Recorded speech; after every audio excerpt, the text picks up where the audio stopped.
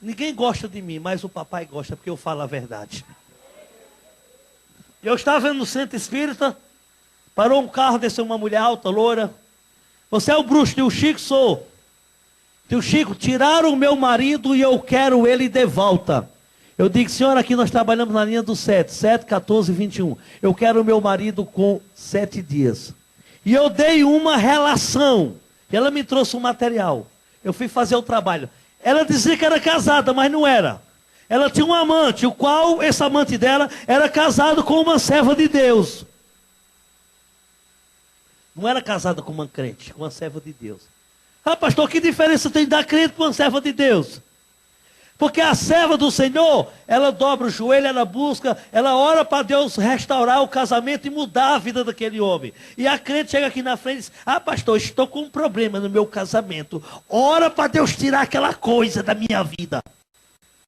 Eu digo logo, não foi no lugar errado, aqui não é terreiro de macumba não. Nós vamos orar para o diabo sair do teu marido, ele se converter e você viver em paz. Porque o que Deus uniu, jamais separa o homem. Aleluia. E se você está com um casamento assim, você vai ser a primeira que vai receber essa oração para ser restaurado esse casamento. E ali, meus queridos irmãos, quando eu estava fazendo o trabalho na encruzilhada, o demônio foi lá e voltou. Eu conversava, ele se materializava. Ele disse, tio Chico, você deu o endereço errado. Que? Endereço errado por quê?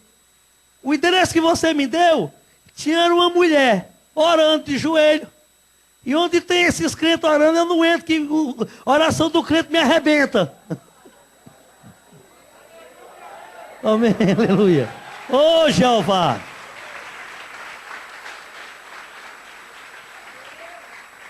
Também não entendi nada, fui embora. Você quer saber por que é que eles colocaram o nome de tio Chico em mim? Sim ou não? Por causa daquele desenho, daquele filme que tem da família Adams, tem o tio Chico, é bem parecido comigo. Vocês gostam, hein? Fui embora. Com 7 dias, a mulher me procura furiosa. Tio Chico, você fez o trabalho? Eu disse, calma, minha filha, que o santo é de barro. E era. Eu fiz sim. Por quê? Não fez nenhum efeito. Não era que o tio Chico tivesse feito o trabalho errado, e sim porque a esposa dele estava orando. A senhora crê e acreditar que este homem pode voltar. Ele não falou que voltaria. Ela não era casada. Pode voltar para a sua casa hoje. Me traga 150 velas de cores diferentes. Se ele não vier, eu deixo de ser pai de santo e macumbeiro. Ela disse, eu creio. E eu dei uma relação. Tantas azul, roxa, preta, vermelha, amarela, marrom, branca, ela me trouxe. Olha só que fidelidade.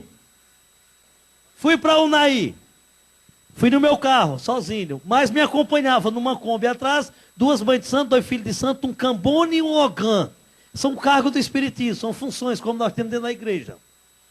Ao chegarmos em Minas, uma noite escura, não tinha lua, esperei da meia-noite.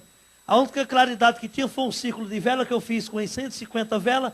Pegava mais ou menos o tamanho desse quadro aqui, em forma de um círculo. E ali começou o ritual, aonde o demônio tinha que vir e incorporar, manifestar no meu corpo, para a gente dar continuidade. Mas ele não veio nessa noite.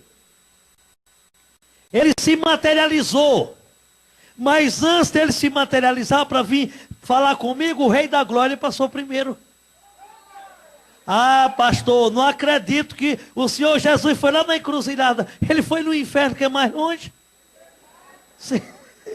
Eu estava com meus olhos fechados quando o Rei da Glória passou, tocou no meu peito e me jogou uma distância de 3 metros ao chão. Não me machuquei. Por quê? Porque quem tocou em mim foi Jesus. Quando Jesus toca, ele transforma, ele restaura, ele purifica, ele dá vida. Agora, quando o diabo toca, quebra, igual ele me quebrou. Estou cheio de platina aqui o corpo. Quando eu caí ali, que eu me apoiei, que eu no subsolo, que eu me levantei, as pessoas que estavam comigo, ó, pegaram a Kombi a Deus. Estavam as velas acesas, meu carro estacionado à minha esquerda, e os tambores caídos à direita, onde estavam os atabaques puxando ponto para fazer um ritual para Exu. De repente eu senti uma quintura e uma claridade enorme, 2 vezes mais alta que esse teto aqui. E dentro daquela claridade, daquela bola de fogo que eu vi, saiu o diabo. Forma de homem, de gravata, de paletó, com os olhos azuis, cabelos loiros.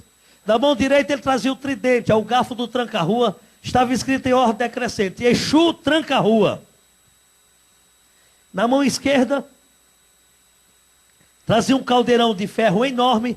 Dentro do caldeirão tinha sangue e fogo. Fervia que subia aquelas bolhas de fogo com sangue. E por fora estava escrito: Exu caveira, Deus de todas as doenças e Deus da morte.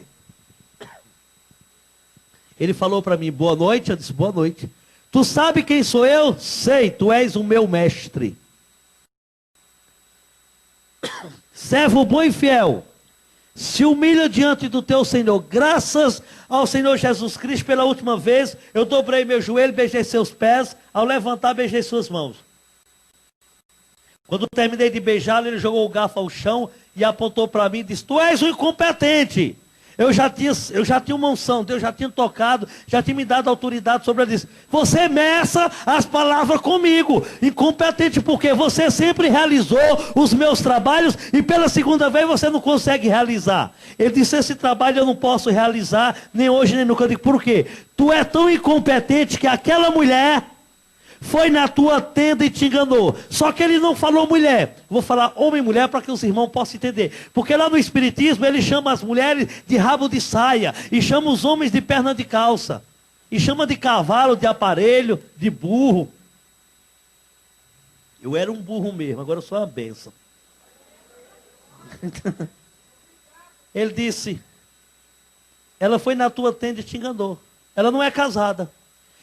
Olha o linguajar dele. Ela é simplesmente uma prostituta que eu uso para destruir os lares. Cuidado com o teu casamento, irmã. E este lar eu não posso destruir. Eu digo: por quê?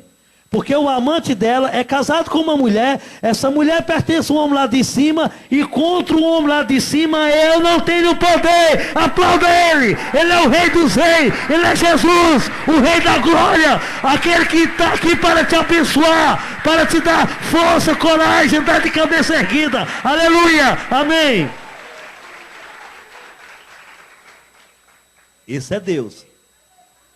Olhei para aquela cara feia dele. Como eu ando bastante, cada lugar eu fico uma semana, um mês, um ano, a gente vai aprendendo os costumes, linguajar do lugar, né? Eu estava em Minas, eu olhei para aquela cara, falei igual o mineiro. Ah, então eu estou servindo o Deus errado, uai? Eu vou atrás dos deuses dos crentes. Quando eu falei o Deus dos crentes, o meu Deus hoje, ele ficou furioso. Ele disse: você não vai porque eu tenho ódio de crente. Aleluia por isso, amém. E eu detesto o Deus dos crentes. Porque o Deus dos crentes é meu inimigo número 1. Vou te matar de um acidente. Eu digo: mate, se você tiver mais poder do Deus que o Deus dos crentes. Ó, irmão, ele quase matava. Ele só não matou porque Deus tinha um plano na minha vida. E o Senhor não permitiu. Ele só toca em você, em mim, em qualquer outra pessoa, com permissão do Rei dos Reis. Ele é fraco, ele tem que pedir autorização. Ele, para tocar no servo Jó, o servo de Deus, ele teve que pedir autorização. Ele não vai e já toca, não. Ele é muito fraco. Ele é um derrotado, porque maior é o que está aqui, irmão. O diabo vem com lança, com espada. Ele pode vir com canhão, com todo exército. Mas tu só vai com um, que é mais do que tudo isso, o Rei dos Reis. Fui embora, peguei meu carro, como se fosse esse corredor aqui. 4 dias de uso, o carro numa reta. Não tinha curva, não tinha buraco, não cruzou um animal na minha frente, não ultrapassou um carro à minha esquerda e na direita. Eu vi na velocidade mínima de 90 km. Um carro hoje numa BR com 90 km, um carro novo, você nem percebe que. Na velocidade mínima de 90 km. Senti um vento forte, uma nuvem escura. Quando eu olhei pelo retrovisor, ele estava atrás do meu carro, se materializou em forma de uma pomba gira. Pegou meu carro, deu um sorriso bem cínico. Pegou meu carro, deu 8 capotadas. O teto do meu carro encostou no assoalho. O carro deu perca total. O motor caiu fora. Eu tive um TCE, um traumatismo craniano encefálico. Eu perdi 50% do meu crânio. Eu não tenho osso ao lado direito da cabeça, é platina. Aqui atrás, eles fizeram uma cirurgia. Aqui é plástico, por debaixo do couro cabeludo. Eu tenho um parafuso, aqui eu estou tocando nele, ele vem de um lado para o outro, ele aqui entrava esse restante do crânio com a platina. Tem crente que falta parafuso, eu tenho um a mais. Eu perdi um olho, o ovo desvio do nervo óptico, eu não enxergo pelo olho direito. Eu estou um pouco distante, eu tenho uma cicatriz aqui, o limpador do meu carro entrou aqui, saiu, varou aqui, o motor do carro caiu fora do carro. Eu bebo bastante água porque eu não tenho a garganta e não tenho as cordas vocálicas, são sondas de borracha. Essa perna é uma perna normal, mas não tem osso, da rota do joelho para baixo, é platina, foi restaurado com platina. Eu não tenho veias ao lado esquerdo do corpo, são sondas de borracha. Eu fiquei 3 anos e 6 meses hospitalizado, 6 meses eu fui levado primeiro para o IML.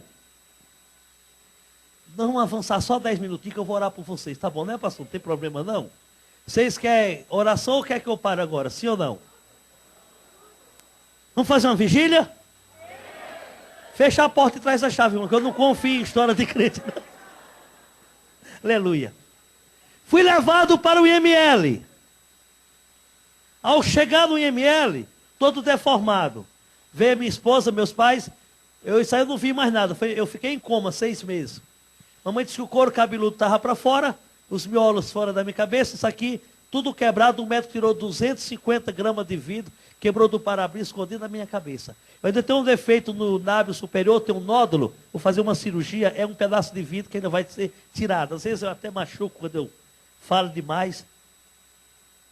É só o que eu sei fazer. Aí a mamãe disse que quando chegou que viu aquilo ali, foi um desespero. Os dois, meus pais e minha esposa.